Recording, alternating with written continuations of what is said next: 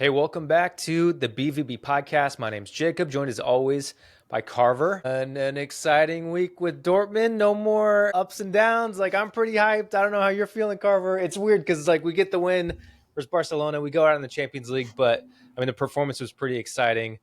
We get a draw away at Bayern though, which I think going into this match, that's kind of what I wanted.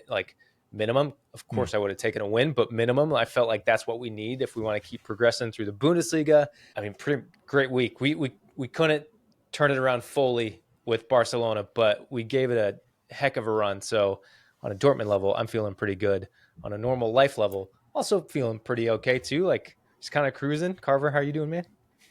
Not gonna lie, feeling fairly positive. Dortmund may have not gotten the results that they needed, but they definitely won a sense of pride back. And if they carry that same sense of passion, purpose, and form into the last 5 games of the Bundesliga this season, it won't have to be the last time that we see this team play in the Champions League this calendar year. The question is, can we? I'm not sure. A few players like Sula has mentioned, why don't we bring this sort of mentality into the games every week for Bundesliga? I'm hoping a lot of those or a lot of the players are asking themselves that question, and Kovac is certainly as well. And great opportunity against Gladbach of the weekend. So feeling well. Yeah. So approaching the Barcelona game, we obviously didn't have too high hopes going in, but I love to see that the team came out trying. They came out so hot. And we're going to talk about that game a little more. I want to talk about Bayern first, look back at that match. But I think just on this note and how it reflects on what we want to do, how we want to approach the rest of the Bundesliga campaign. As you mentioned, the goal is getting the Champions League. I think it's still a pretty tough ask. But if the team performs like that, which we know there's been inconsistencies, we don't know if that's actually possible, but we have seen a much better Dortmund in these last few weeks. And for them to come out with that fire and just getting some sense of confidence from that, of course we would have wanted to progress in the Champions League, even though we thought that was dead and gone, but the players absolutely did not. They wanted to give it their best shot, and I kind of want to look at the aggregate score of 4-4 because Benzabaini scored their one goal. So if it's only Dortmund players scored in the match, but I think it's such a good performance to help spur us on for the rest of the Bundesliga season. Yeah, go back to Bayern, or you have any other thoughts on that, or you want to jump into the Bayern? Yeah, let's get into Bayern. Yeah, it was an enthralling match, and after such a miserable 10 years playing away in Munich, this game was crucial for both teams and their ambitions in the league, and Dortmund rose to the occasion. Surprisingly, honestly. I know we had a really good showing last year in Munich, and it's great to follow it up with this, but usually whenever we are playing away in Munich, we collapse and we're our own worst enemies.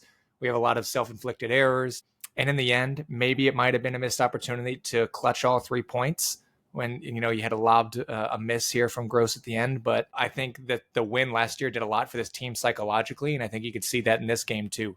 Bayern did generate a lot of chances, and they did score 2 goals, and they did get back in the game, but Dortmund didn't lay off. They kept their foot on the gas, and they still were able to walk away with a point, and I think that's pretty admirable against a Bayern side that are on course to winning the league this year. Yeah, I think, as you mentioned, the win away last year does gets that monkey off the back, right? It gives them the confidence to know that they can come into this match and compete. I think Kovac can help a lot in that area, as we mentioned in the episode last week. And I also think going into it, we hit a lot on Bayern's injuries and all the players they have out, but you look at the starting 11, not to mean they still have a ton of good players. Kane still started up top. They still had Elise and Sane out on the wings, Kimmich and Goretzka in the midfield. The back line is where it is a little more, and their goalkeeper situation obviously it's a little more frail, I would think, or less experienced, not as high quality. And I think we were able to exploit that a little bit, but it's still such a strong team, right? It's still Bayern Munich. But jumping into our lineup, if we pivot there, Kobel in goal. Obviously, we know Schlotterbeck is out. He did not make that miraculous week recovery that we all Could you imagine? For. He walks out of the tunnel like it's when you said it, I was like, "There's a chance he could come back." After him, and the club already posted he's out for the rest of the season. Yeah. What if he comes back? So obviously, a little question mark on how the back line is going to look. But back 3 again with Anton, Chan, and Sula. Our midfield, or maybe they fall in the wing back positions, but Svensson and Rierson are 2 wing backs with Gross, Ozchan, and Brandt in the midfield with Bayer and Girassi up top. At least that's what FOTMOP's telling me. I know that can shift quite a bit throughout the match, and depending offense or defense or whatever. But yeah, get them both getting the start with, I think usually if you've seen Bayer and Girassi getting the start, you also see Adeyemi in there as more of a, they're both playing the wingers, but look a little more like Bayer and Girassi up top though. Yeah, and Kovac goes back to the back three here in both of these games, and it really paid off. I was pretty skeptical of that shape and formation throughout this season, but you're seeing this team have a lot of discipline in their defending and just the way that they're able to keep a shape overall, especially whenever you look at the back line here, like you mentioned, Schlotterbeck being out. Sula, first start for him since February 15th, so several months of him being out of action, and not the greatest game for him by any means, but everyone, I think, brought a lot of fight and grit into this game. And that's exactly what you needed for a game like this. Even you mentioned Shaliozchen, not too bad of a game from him either. You know, if he going forward, if he's going to be a utility player, and if we need him in certain moments, and he's okay with kind of being that the player's not going to get many minutes, I'm not opposed to it. Ryerson here on the right, Svensson, both wingbacks in both games gave the oppositions a lot to think about, and they were a big handful in both of those games here, and I think they did well in this game as well. Outside of the defending and their discipline, you know, there was a bit of a frenetic start here, lots of losses of possession from both teams, which created a tense environment in that first half. Not many chances generated from Bayern in those first 15 minutes, or even Dortmund actually either. Some looks here and there. But just staying on course, not falling really off quickly. Dortmund, again, having a habit of committing major errors early on. They were able to stay in the game. And that's exactly what we wanted to see in that first half. If it was completely uneventful, I'd be also totally fine with that and walk into halftime with a 0-0. That is completely okay for me. Yeah, I think watching this match too, and I might have you speak on, I know there's a ton of watch parties all across the country. Try to post all those on our socials and in our Discord. So hopefully, I'm curious if anyone listening or watching was able to make it to one, or like what your experience was. If maybe you haven't been to a watch party before and maybe you were able to make it to one for the first time, or if you just went and had a great time. I couldn't make it at Amsterdam Tavern, unfortunately. But yeah, I guess Carver, what was the feeling and sense with you guys at Amsterdam here in St. Louis at halftime? Because I mean, going into this match, I just still felt like this. I wasn't like optimistic watching it, purely because I just felt like at any moment Bayern's going to turn it on, or they're going to get a silly goal or something, or a brilliant goal either. Like they could do both, right? I just felt like something was going to go against us at some point. Even making it to halftime, I was just like, it's because all the years of heartache away at Bayern, I think, and what this season has been too. Like we're gonna fall off, but yeah, that wasn't the case. So how was it for you at Amsterdam, and then maybe fast forward to like the getting the first goal too? Well, again, we went into halftime 0-0. I would say the feelings are pretty positive, right? But it's hard to beat the vibes on a really beautiful St. Louis Saturday. The weather was fantastic, and we had a good showing. You know, you're obviously having lots of friends around you, so the vibes were up. But also, just strictly talking about the game, feeling pretty positive, right? Bayern did dominate possession, and we knew the game plan for Dortmund was kind of try to sit in and play on the counter, which they were pretty effective in that. And then you saw right at the beginning of the second half, that's exactly when we were able to pounce. Great cross from Ryerson. Bayer does a fantastic job of actually finding himself in front of Kim, goal side, and great jump from him. Great placement of the header from him as well. It's really class finish. And Kim, you did see like some errors from him even before that in the first half as well. Like you mentioned, that back line had some, they were prone to be making some mistakes, but also they just looked vulnerable in general. I mean, Konrad Leimer, I've said before, he's a pretty solid right back, sure. But I think there's also plenty of times you could exploit him. The partnership of Eric Dyer and Kim is pretty underwhelming as well. Not trying to have a knock at Kim. I think actually beforehand at Napoli, I won't get into it too much, but there was errors between them two as well. So there were some moments where we could exploit, and early on in the second half was one of those as Bayer gets the header here. And again, brilliant movement from Bayer here to get us ahead. And the placement too. I feel like oftentimes you hear so many times like, oh, you always need to head the ball into the ground, and because then it's away from the keeper, right? And that's exactly luckily, like the keeper jumped, and I know he's a younger goalkeeper. I think he also had the unfortunate stat fortunate for us, but unfortunate for him personally, I guess, was the only Bayern keeper to go 5 games without a clean sheet, I think, some stat like that, unfortunately, but unfortunate for him, good for us. He, of course, jumps. Bayer, as you mentioned, like the leap from him to be able to get up and then over the ball to head it back down. Like, I know when you watch it, maybe I'm talking too much about this header, but I just don't think you always see that, right? You don't always No. see these players like head it into the ground and then goes under his legs. And I don't know, because with him being that close and just coming off the cross and the keeper right there, I just almost don't expect that. I expect him to head it right into the keeper and him to be able to block it, but to be able to, again, get over it and be able to think like, oh, I need to get this down and underneath him. It was perfect start. Yeah, and even after the Barcelona game, that's still 5 goal contributions in 5 games from Bayern. So, and we've been mentioning for the last few weeks, he's been in terrific form. He's really asserting himself in this starting 11. He went from being pretty shaky back and forth in that first half of the season, finding his footing, finding his confidence, and he's clearly found it. And he's also found a really solid role for himself as well, whether it's in the front two with Girassi, he's played a bit deeper at times, he's played on the wings. He's showing his versatility outside of his work rate, which we've mentioned plenty of times before, and now he's really getting in the end on some and being the final end product in some of these crosses and chances to begin with. So all credit to him for being on the end of that one. Yeah, and we were able to go up here early on in the second half, and then you have Guerrero striking us, of course, an ex-Dortmund player getting on the score sheet for Bayern.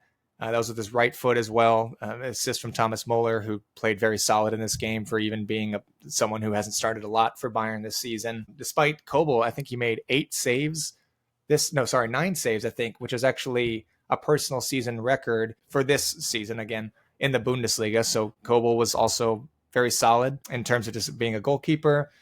And again, Dortmund didn't lay down whenever they scored. They came right back and they were still able to keep their foot on the gas. I think Company did a good job of bringing in Gnabry in this game because he was the real game changer for Bayern. I was honestly a bit surprised. I was thinking, Sané didn't have a good game, and it was smart for Company to make a change there. Olise was really the one that was generating a lot of the chances for Bayern early on, but Gnabry came in and jumped right down our throats early on. Really poor defending that we were able to let them back in the game so easily. But again, Dortmund still were able to produce on the other end of attack and even score a second one, which we'll get into. But 2 goals in quick succession for Bayern. About 15, 20 minutes after Bayern was able to score here, making it 2-1 for Bayern. Yeah, I was also going to give a little props to Company and his subs because they totally changed the game. Like we have this confidence, we score right after the half and we're riding high. And then, he makes those changes pretty quickly after that. And Guerrero, who so many times on this show I did not rate because I know there's the midfield left back debate. Which position is he? And I'm like, he plays left back. And I don't rate him as a left back. And I never even wanted him to go play in the midfield because I didn't want that excuse. And of course, he gets this goal. And that Gnabry sets that up, right? Like, I think he's like the pre-assist. If you want to talk American and hockey, we count pre-assist sometimes, but he sets it up to eventually Guerrero is able to finish that. And then he gets that second goal where he just like kind of I don't know if it was is it pure technique and skill or is it a mental breakdown on our defensive line, but he just kind of runs through everyone, is able to bury that second goal. And then that's where, when Bayer got the first goal, I was sitting at home watching by myself. That's why I was curious, like how it was at Amsterdam Tavern. Cause while I was not that hopeful and then we score, I literally jumped off my couch. Cause I'm just like laying back watching. I'm like, hope for the best, but I'm not expecting much. And then Bayer scores and I'm like leaping off my couch. And then they come back and they score those 2. And I was like, oh, here we go. Like, I don't know if we're going to be able to come back from this, but it's when they turn it around and we're able to, get right back into it from a match perspective. And then shortly after that, come up with the goal to equalize. You also got to credit Kovac for his subs and just game management as well. So Guerrero scores in 65th, Gnabry scores in 69th. And then you could argue, I was saying this live too, I think Kovac probably could have made the changes a little earlier because you saw the momentum starting to shift. But either way, changes were made and they were really solid decisions, with Chukwuemeka coming on 71st, as well as Mecha bringing on a bit more control in that midfield, Ashin coming off, Brandt coming off. And I've said it plenty of times before, but Chukwuemeka was so much more effective and efficient in just those 20 minutes compared to Brandt. And of course, it wasn't Chukwuemeka setting up that goal, but just 4 minutes after those changes, we were able to score from Guirassy, setting up an absolute peach of a ball to himself, no less. And with the second touch, it was unreal skill. Setup setting is himself insane. up there. It was pure class, and sadly it didn't actually go in, but Anton was able to have great anticipation instincts to just clean up the scraps there and get a second goal. But yeah, all credit to Guirassy there. I mean, if anyone hasn't seen that already, please feel free to go and watch it. I mean, the skill that it takes for him to pull that off is juggling to yourself to set up a kind of scissor kick. Yeah. While you're holding off a defender on your back. Yeah, right. It deserved the goal so much. It was so insane. Even it would have been one of our goals of the season for sure.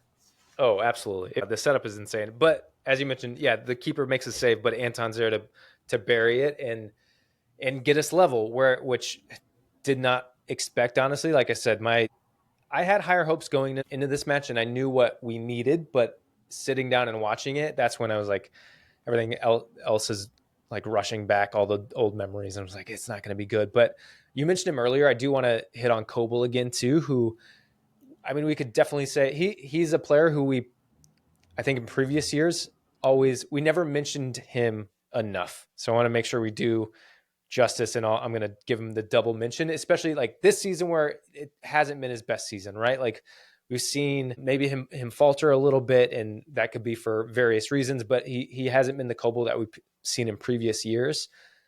But this was it. And you even think to his mental lapse in the previous Der Klassiker away, where he just completely misses the ball trying to clear it, and it just rolls into the net. Like we've had that mistake in him too. And that, even though we get the win last year, I don't remember, did he play in the Bayern match last year, or was it Meyer? He might have been. Well, I know whenever we went to, that was Meyer, whenever we went 1-2-0. So you're thinking of, 2 years ago, whenever he had that blunder. Yeah. Yeah, so he's still thinking about that, but to come in and then have the performance that he did, I think stats-wise, or at least like ratings-wise on FOTMob, he had the man of the match performance. As you mentioned, like his 9 saves just on his head. It's just like, it's kind of this Kobel we've seen in the past, but we haven't seen that as much this year. And for him to do it in this game, especially when the last time he played in this stadium, like he made such a big mistake, like a terrible one that you never want to even look back on. Just props to him. Want to give him a little more love and a little more time, because we don't always give him enough time. Yeah. And as the game wrapped up, I think Dortmund also had a bit more momentum behind him and generated more chances in the dying minutes. It kind of ended the same way it started. Again, pretty frenetic, a lot of losses of possession, kind of end to end at times. And Dortmund did, again, generate a great chance between Gross with the lob over the goal and wasn't able to finish, unfortunately. I think you could probably argue he could have went across goal. Probably not a chip to begin with, but that's whatever he decided to do, and didn't pull off the finish, unfortunately. But in the end, still a point that we'll take. And then a little stat for you. Dortmund has scored points in their last 3 Bundesliga meetings with Bayern, 1 win and 2 draws. That's the last time they've done this, was 12 years ago under Jurgen Klopp. So this has been a long time now that we've actually been able to consistently perform against Bayern. And now that we're ahead of the Champions League, we don't have a chance of actually facing them there. And Bayern are out too. They got knocked out by Inter today. We're ending the season with not losing to Bayern at all. So that's one of the small positives we could take away from the season, if of course we don't actually end up pulling off finishing in a Champions League spot. I know a lot of people. I know Manuel Veth specifically, good friend of the podcast, and Gegenpressen like to just kind of shit on the term Der Klassiker now, because it hasn't been a Klassiker rightfully with these so. teams. Rightfully so. And you look at where Dortmund has been on the table, or is even after this match, we're now in 8th, and we'll talk about the table a little more maybe when we're previewing Gladbach. But we were 12th not too long ago. Bayern obviously sit quite comfortably, but pretty comfortably on the top. Leverkusen dropped some points on the weekend, even when we try to help them out a little bit. But yeah, Mainz dropped points too. Yeah. Somehow everyone above us continues to do the Lord's work. Really appreciate everyone. But it's not like this is the classic matchup where we're 1 and 2. And even when it has been in the past, it's like 1 and 2, but quite a few points off. Like there's no chance of us even catching them. So with that, we'll take we won away last year. Did you say I guess we hadn't lost or dropped points or, Yeah, One win, two against them this draws. year. Yep. Yeah, so we'll take it. We're just building back up slowly but surely. But yeah, I think this performance also, if we shift forward to Barca, I think this also gives us a lot of confidence heading into this match. And I think I don't know if anyone really had any hopes of Dortmund coming back or even standing a chance in this match specifically. And I think you could argue that, yeah, maybe Barcelona will come in a little, maybe they'll rotate, maybe they'll rest a little bit.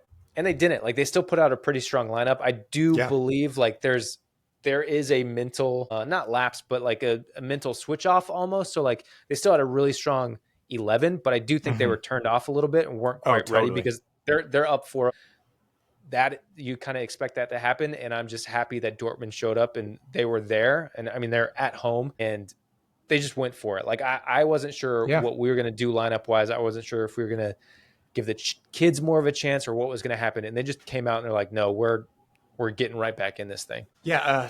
Barcelona didn't show up at all that day from start to finish, and Dortmund thankfully did. They could have fallen into that same mentality, right? We're down by 4, there's no point, and caring should be the bare minimum for professional athletes, but ignoring a 4-0 lead is tough for Barcelona. I understand that, but they really let the game come to them, and they didn't even wake up after that first penalty from Dortmund. And from start to finish, again, really bold effort, and I really respect it. Again, they won back a lot of pride.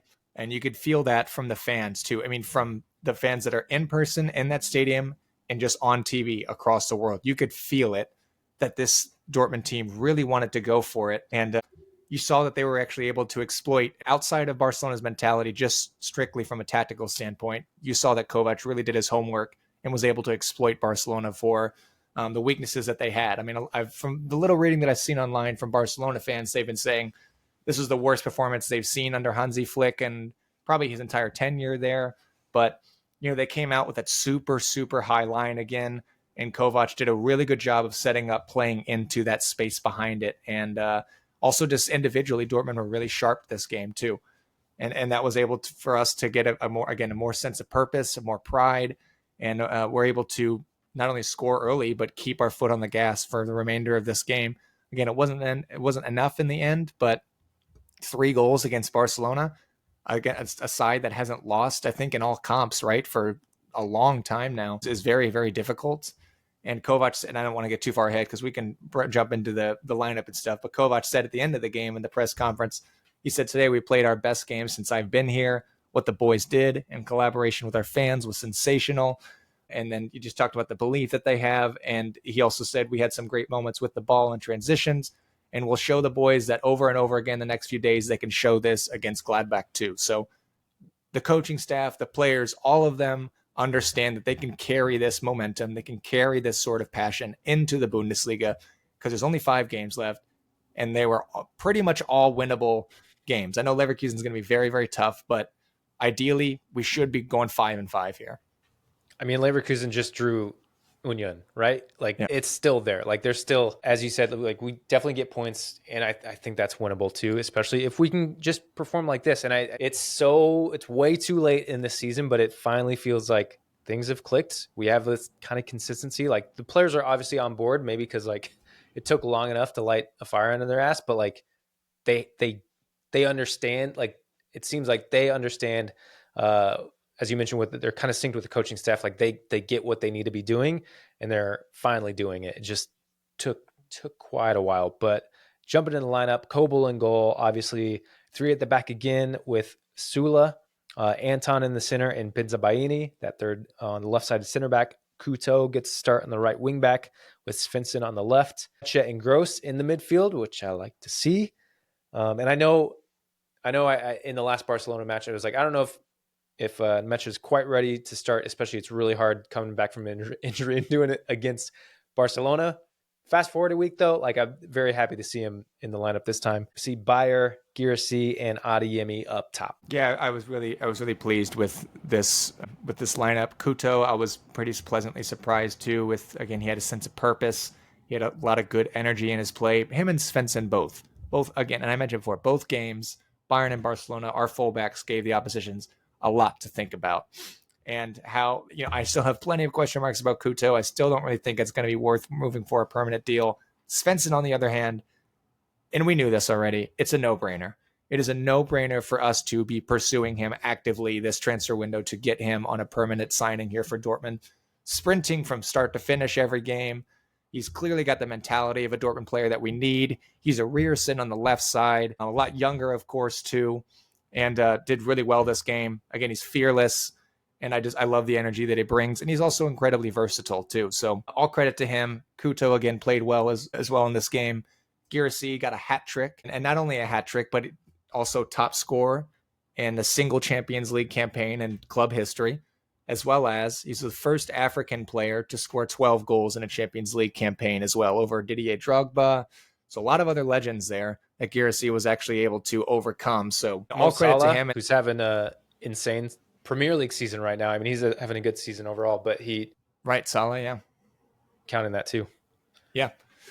Yeah, so I mean that's quite an accomplishment for him, and I just don't think that should go under the rug by any means. And you know, even though Girassi missed a lot of chances in that first leg, he showed up and was able to contribute a lot this game.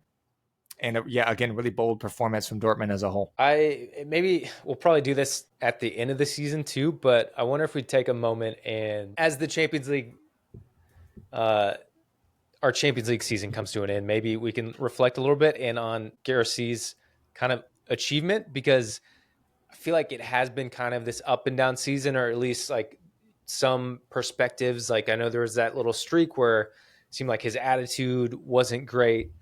And even when we're like, it was a pretty, I would call it more than a streak. I think we should be honest about that, but yes, I hear what you're saying. Go on. Sorry. I feel like there are always goals though, even when I'm like, I don't know if you're not doing enough. I don't know if you're the striker profile that really fits this team. And maybe you could just chalk that up to like the team in general and the inconsistency of it and Shaheen and everything. Like maybe you chalk it up to that. And I think we still saw, what was the match not too long ago where he scored 4 goals, right? Yeah. Like we've seen these insane performances, but it's weird to reflect on like his season, because I do think of some of these negative aspects, but then at the same time, it's like you can't argue with the amount of goals he has scored on a pretty consistent basis, and then getting this huge achievement in the Champions League campaign too is really impressive. Yeah, there are plenty of valid criticisms that the listener has heard us talk about in the past year, this season, but we do also have to see the other side of this, where, you know, Girassi, this is his first season at Borussia Dortmund. This is arguably the worst season that we've had in a decade. We were in 12th not too long ago. We went through 3 coaches, and he was still, like you mentioned, able to produce on a relatively consistent basis. 25 goals in all comps. Of course, he will continue to improve those numbers, I would imagine, next year, whenever we have more support around him, when we have more confidence and more structure around us. But yeah, I mean, when we had the big moment here and he was able to rise to that occasion, not just him either. I mean, Adeyemi, I think, had a solid game. Gross too. I mentioned him and Mecha. I thought they did a really solid job in midfield. Imagine us having like a number 10 in front of them too. Yeah, I'm trying to think of what else, but I mean, this game was really thrilling. I was not expecting us to go up that early, but again, Barcelona just never really came out to give a shit pretty much the entirety of this game and let us in really, really early, and that's whatever kind of set us off. One more thing on Girassi, and specifically the Bundesliga campaign, I think our last couple seasons, like our highest goal scorer has been 11 to 13 goals. I feel like Füllkrug got 13 goals last year as top scorer, and then the year before in the that, Champions League, it was 10 in the Champions League. Well, not Füllkrug, but Lewandowski and Haaland both had 10 in a single Champions League campaign. Yeah, well, I just mean like in general, Bundesliga specifically, like who is our highest goal scorer the last 2 seasons was I think Füllkrug and then Malen, or maybe they were tied, but the numbers weren't that much, right? In Bundesliga alone, he has 15, which surpasses our previous goal scorers, best top goal scorers for the previous 2 seasons. Yeah. So check mark. You got a goal scorer in who's doing it a little more consistently, and he'll probably, I mean, 4 of those goals are from one match. So maybe you could ask for a little bit more, or at least spread out a little more, but there's still, like you said, 5 games left, so he can get that up. And I don't know, I've always felt like our goal scoring, or at least our top goal scorer, has been down in the last few years. So it's nice to see like a striker who's kind of doing the job consistently. And I love Füllkrug too. I was wanted him to stick around, but yeah, Girassi's getting the job done in what's been a very, very difficult season.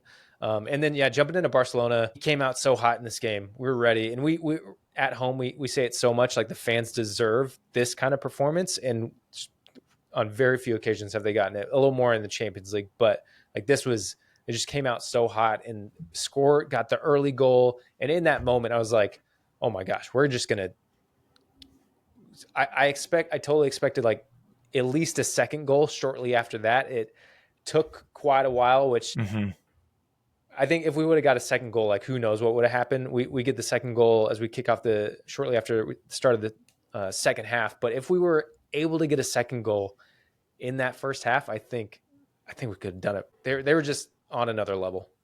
Yeah. And we had a lot of momentum that first half too. And unfortunately, the win was kind of taken out of our sails from the own goal from Benzema there. I kind of chalk it up to a freak thing. I know it's really unfortunate, but it's not something that you really consistently see him doing. If it was, I would have a lot more concern. But yeah, I mean, unfortunately too, we kind of already knew that this was already going to be a mountain to climb. And just to emphasize about the supporters again, I mean, they carried this team.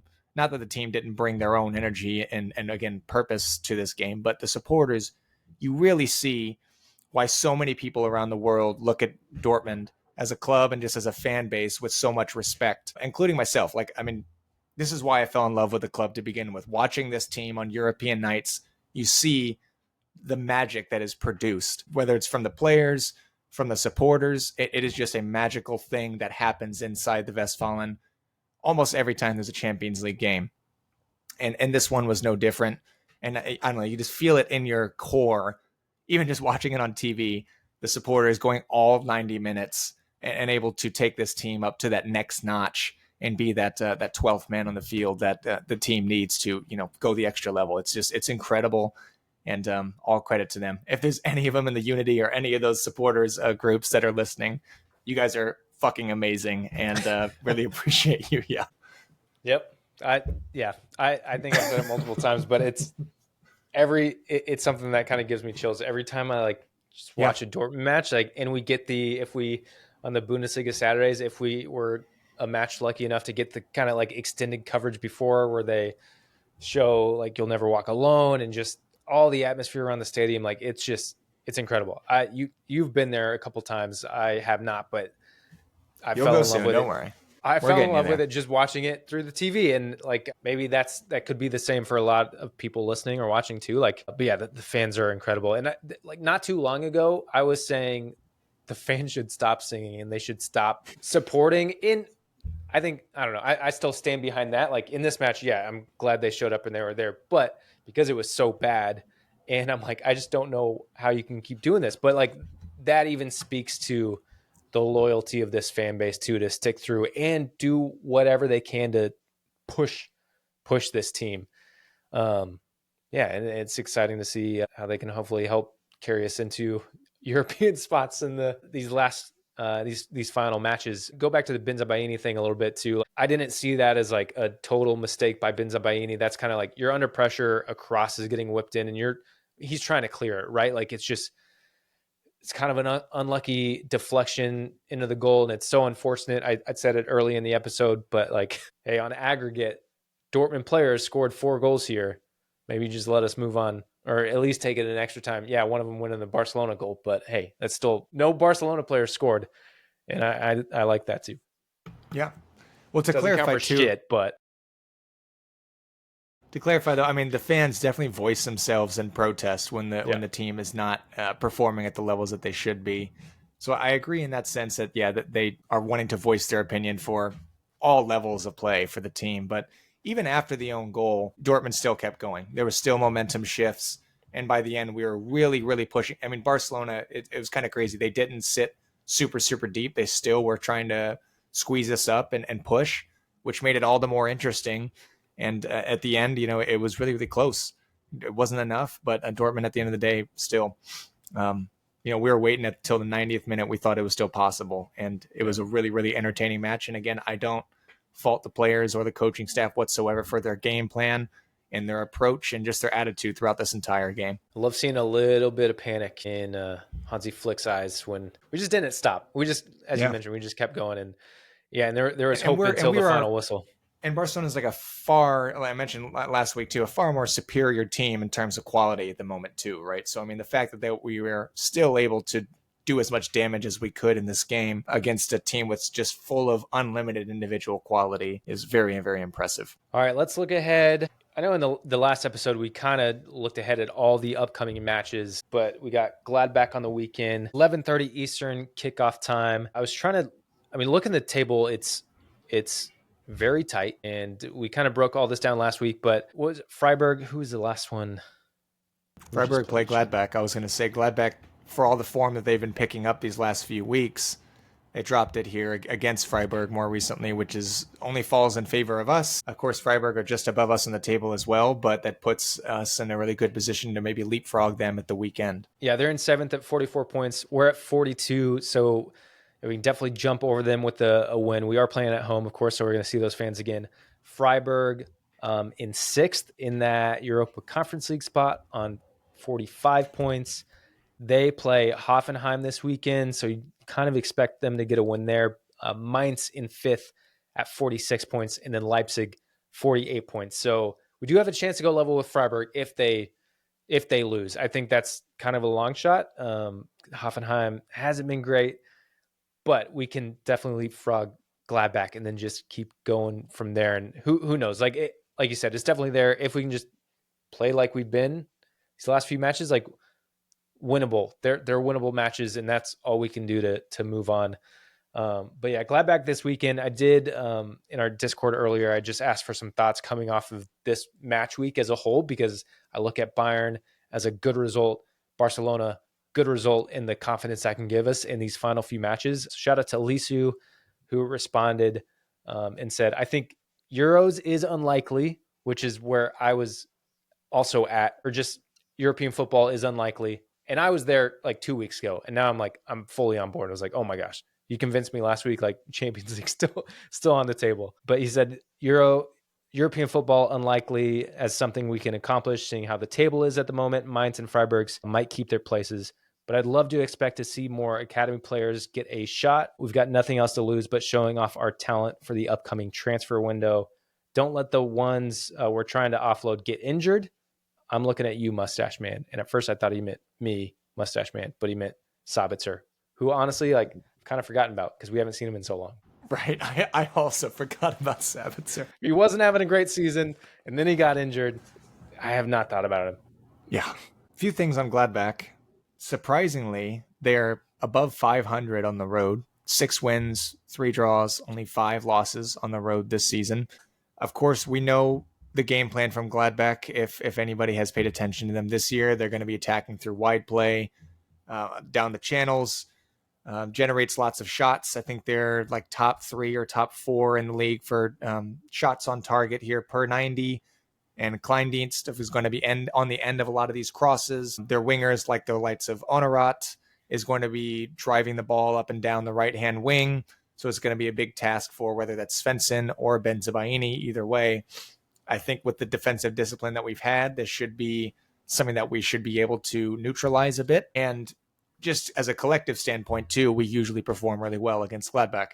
Of course, we had the 1-1 draw back in the reverse fixture in December. That's whenever this team was very, very, very lifeless, which around November for the last few years, we've kind of been running into that same problem. But either way, Gladbach has not actually beaten Dortmund since 2022. This is I don't have to stretch again how great of an opportunity this is for us to not only leapfrog them, but keep our European hopes alive and Champions League hopes alive too. I think, again, in these last 5 games, we should win at least 4 of them. And I mean, a draw against Leverkusen at minimum. I think we could even do a win and secure ourselves a spot in the top 4. I know this is insane to think about, considering 3-4 weeks ago it wasn't even within the back of my mind at all, as we sat in the bottom half of the table, but teams above us dropped points, and we did our job for the most part in these other games against Freiburg, against Mainz. We did drop points against Leipzig, but we are starting to find our form a bit more on a consistent level. And I think it's about time that we take it to that next level and really start to put our foot on the gas against these teams like Gladbach, like Wolfsburg, and Leverkusen these last few games. So I'm going to go with, do we concede or do we not concede? I'm going to go with a 3-0 win. I also say 3-0. I thought you were going to say 3-1, and I was like, I'm going I with was the thinking clean about sheet. it. I think before we question this back line so much, but I like this back five. I don't know. I like what we've been doing. I think Kobel is going to just continue to put on good performances. I think they're all playing with a lot of confidence right now. Anton's starting to find his form Anton's too. looking great. Not just like besides the goal. Like I know he got the goal in the the Bayern match, but yeah, he's been looking really good on the defensive end, and like I mean, he has been looking like a threat going forward too. So I'm glad he ended up getting a goal eventually. But yeah, the back line's been looking good. I think Kobel's going to kind of keep standing on his head and leading from the back. And yeah, I think a 3 win. We're at home. I think the players, I think the fans are going to be riding off this Barcelona match. Yeah, and I hope it is such a weird, like celebrating this Barcelona match is such a weird thing because we are out of the Champions League, right? It's like you win, but you also lost. But I hope they just take the positives from that win. And I think Kovac and coaching staff will do well to just remind them of that and just you use that to push us on. As I've said so many times this episode, I apologize for just repeating myself. You know, I'm just the vibes guy. I just run on vibes. I'm the vibes guy. You're okay. We're both vibes. We're both vibes. Vibes. Yeah, Vibes. yeah. You just have a little more stats to back your vibes up. I know nothing. But yeah, I 3-0 win this weekend. Again, 11:30 Eastern time, kicking off Dortmund versus Gladbach, and then no midweek Champions League next week, sadly. But hey, one competition to focus on, and given the position we're in, that's fine. So surprise, like we can touch on this just briefly. Like surprisingly, we haven't been that deep. It's something we talked about a lot, but it hasn't been too much of an issue as of late. Like I don't know, a little bit of rotation here and there, but I feel like it's not something I've worried about as much as I thought. I think going into this season is our depth, and Chan kind of helped fill that role a little bit. And then we brought Svensson in January, which obviously helped a lot too. But yeah, now we don't have to worry about it at all, sadly. But yeah, has been less of an issue than I thought. Yeah, I've got nothing to add. Thank you again to everyone who's listening. Thank you for your support. I appreciate you guys tuning in. Make sure you check out the game this weekend. Check out the women's team too. They had 2. I don't have the numbers in front of me. Apologies. They did have 2 big wins most recently, and they are still not only top of the table, but 1 point ahead of Schalke as we get closer to the derby. Just want to give a quick reminder that is on April 27th. And that's going to be a huge win or a huge game for them, of course, to secure potential promotion again for the women's team. So keep an eye out on both Dortmund teams. And you can keep an eye on all that stuff if you join us on Discord.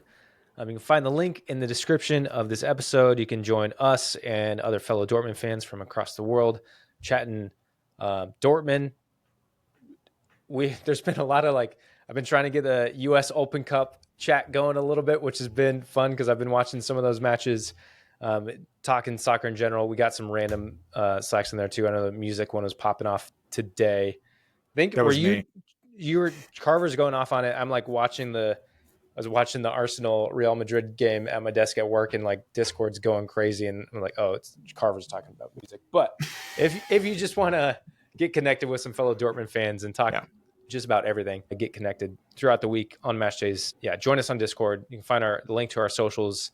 Everything's in the description of this episode. As Carver said, we appreciate you guys hanging out and listening, and we will see you later.